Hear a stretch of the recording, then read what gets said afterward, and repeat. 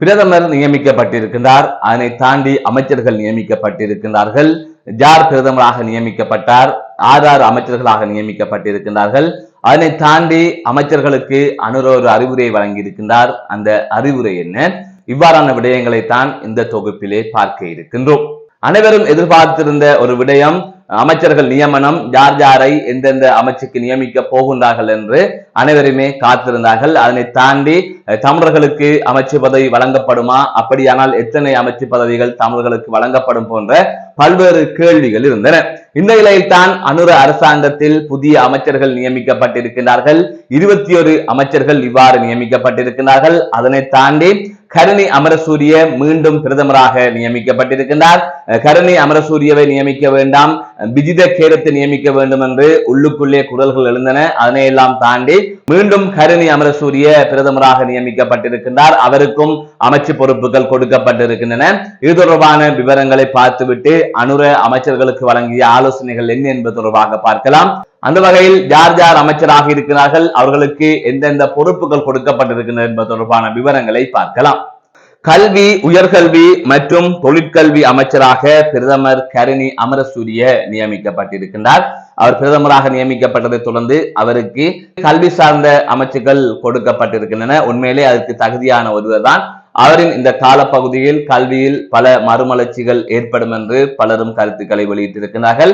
அதனை தாண்டி இரண்டாவதாக வெளி விவகாரம், வெளிநாட்டு வேலைவாய்ப்பு மற்றும் சுற்றுலாத்துறை அமைச்சர் விஜித கேரத்துக்கு வழங்கப்பட்டிருக்கிறது. விஜித கேரத் என்பவர் இலங்கையிலே முக்கியமான ஒரு அரசியல் தலைவராக இப்போது இருக்கின்றார்.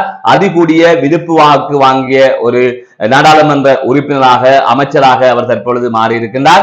ஆகவே அவருக்கு முக்கியமான அமைச்சுக்கள் கொடுக்கப்பட்டிருக்கின்றன.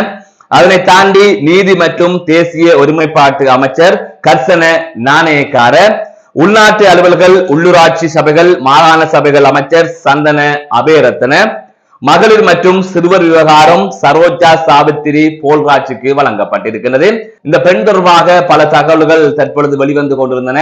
ஒரு தமிழ் பெண் மாத்தறையில் 2வது விருப்பு வாக்கு வாங்கி வெற்றி பெற்ற ஒரு பெண், சிங்களவர்கள் வாழுகின்ற ஒரு முக்கியமான சிங்கள மாவட்டமான மாத்தறையில் இவ்வாறு 2வது விருப்பு வாக்களை பெற்றார் என்று தேர்தல் முடிவுகள் வெளிவந்த பின்னர் இந்த பெண் தொடர்பாக அதிக அளவிலே பேசப்பட்டிருக்கின்றது. ஒரு தமிழ் பெண்ணுக்கு இவ்வாறு ஒரு முக்கியமான அமைச்சு கொடுக்கப்பட்டிருக்கின்றது. அதனை தாண்டி விவசாயம், கால்நடை வளங்கள், காணி மற்றும் நீர்ப்பாசன அமைச்சர் KD லால்காந்தவிற்கு வழங்கப்பட்டிருக்கிறது. நகர அபிவிருத்தி, நிர்மாணிப்பு மற்றும் வீடமைப்பு அனுர கருணா திலகருக்கு வழங்கப்பட்டிருக்கின்றது. இளைஞர் விவகார மற்றும் விளையாட்டுத்துறை சுனில் குமார கமகேக்கு வழங்கப்பட்டிருக்கின்றது. கடற்தொழில், நீரியல் மற்றும் கடல் வளங்கள் ராமலிங்கம் சந்திரசேகருக்கு வழங்கப்பட்டிருக்கின்றது. இந்த ராமலிங்கம் சந்திரசேகர் என்பவர் தேசிய மக்கள் சக்தியின் யாழ் மாவட்ட அமைப்பாளராக கடமையில் இருந்தவர். அவர் தேர்தலிலே போட்டியிடவில்லை. அவர் தேசிய பட்டியலின் ஊடாக தெரிவு செய்யப்பட்டார். அதன் பின்னர் அவருக்கு இவ்வாறு ஒரு முக்கியமான அமைச்சு வழங்கப்பட்டிருக்கிறது. நீண்ட காலமாக JVP எனப்படுகின்ற கட்சியில் அவர் பணியாற்றி வந்தமையும் இங்கு குறிப்பிடத்தக்கது. அதனை தாண்டி வடக்கில் இருக்கின்ற ஒரு தமிழராக அவர் இருக்கின்றார். அவருக்கு ஒரு அமைச்சு கொடுக்கப்பட்டிருக்கிறது. இதுதான் வடக்குக்கு கிடைத்த ஒரு அமைச்சாக இருக்கின்றது. அதனை தாண்டி கிராமிய அபிவிருத்தி, சமூக பாதுகாப்பு மற்றும் சமூக வலுவூட்டுகை உபாலி பன்னிலகேக்கு கொடுக்கப்பட்டிருக்கிறது. கைத்தொழில் மற்றும் தொழில் முயற்சியாண்மை அபிவிருத்தி அமைச்சு சுனில் கந்துல் நெத்திக்கு கொடுக்கப்பட்டிருக்கிறது. பொதுமக்கள் பாதுகாப்பு, நாடாளுமன்ற விவகாரங்கள் அமைச்சர் ஆனந்த விஜயபாலவுக்கு கொடுக்கப்பட்டிருக்கின்றது.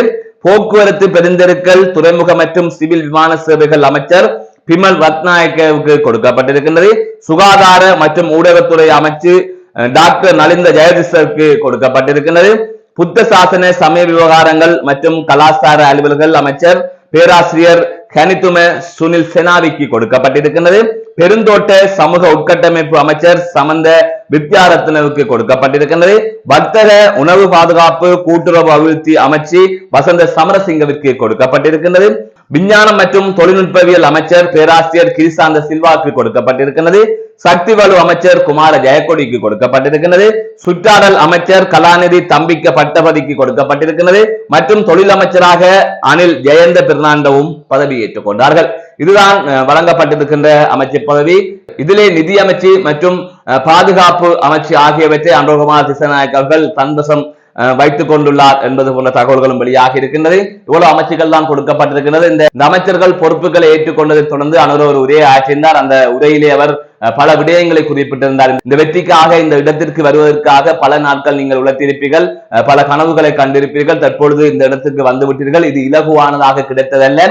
நாங்கள் மட்டுமே இந்த வெற்றிக்கு உழைக்கவில்லை, எங்களுக்கு தெரியாத, எங்களை கட்சியுடன் இணையாத பல இளைஞர்கள், பல புலம்பெயர் இளைஞர்கள் ஒன்றிணைந்து இந்த வெற்றியை உருவாக்கி இருக்கின்றார்கள். எனவே இந்த அதிகாரங்களை சரியாக பயன்படுத்த வேண்டும். கடந்த காலங்களில் பயன்படுத்தியது போல பயன்படுத்தக்கூடாது, மக்களுக்கு எதிராக பயன்படுத்தக்கூடாது.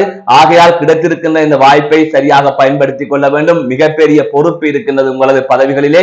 எனவே அந்த பதவிகளை சரியான முறையிலே நீங்கள் கொண்டு செல்ல வேண்டும் என்கின்ற ஒரு விடயத்தை அவர் குறிப்பிட்டிருக்கின்றார். மக்கள் நம்பிக்கை வைத்து இவ்வளவு பொறுப்பை எங்களுக்கு தந்திருக்கின்றார்கள். இந்த அதிகாரத்தை சரியாகவும் பயன்படுத்தலாம், பிழையாகவும் பயன்படுத்தலாம். இந்த அதிகாரம் என்ன வேண்டும் என்றாலும் செய்யும். எனவே அதனை புரிந்து கொண்டு சரியான அதிகாரங்களை உருவாக்குவதற்கு இந்த அதிகாரங்கள் பயன்பட வேண்டும் என்கின்ற கருத்தை அவரது உரையிலே தெரிவித்திருந்தார். இதேவேளை இன்னொரு தகவல் வெளியாக இருக்கின்றது. தேசிய மக்கள் சக்தியின் அனுராதபுரம் மாவட்ட அமைப்பாளர் தெரிவித்ததாக ஊடகங்களிலே செய்தி வெளியாக இருக்கின்றது. தேசிய மக்கள் சக்தியின் ஊடாக நாடாளுமன்றத்திற்கு தெரிவானவர்கள், அதேவேளை அமைச்சர்கள் ஆகிய அனைவருமே சம்பளமின்றி பணியாற்றுவதற்கு தயாராக இருப்பதாக அவர் தெரிவித்ததாக இவ்வாறு செய்திகள் வெளியாக இருக்கின்றது. இது தொடர்பாக தீர்மானம் ஒன்றும் எடுக்கப்பட்டிருப்பதாகவும் விரைவில் இது தொடர்பான அறிவிப்பு வெளியாகும் என்கின்ற அடிப்படையிலே அவர் தெரிவித்திருப்பதாக செய்தி வெளியாக இருக்கின்றது. அப்படி ஒரு விடயம் நடக்கின்ற பட்சத்தில் ஒரு வித்தியாசமான ஒரு கட்சியாக, வித்தியாசமான ஒரு ஆட்சியாக தேசிய மக்கள் சக்தி அரசு இருக்கும் என்பதில் மாற்று கருத்து இல்லை. நான் நடராஜ் காந்தன்.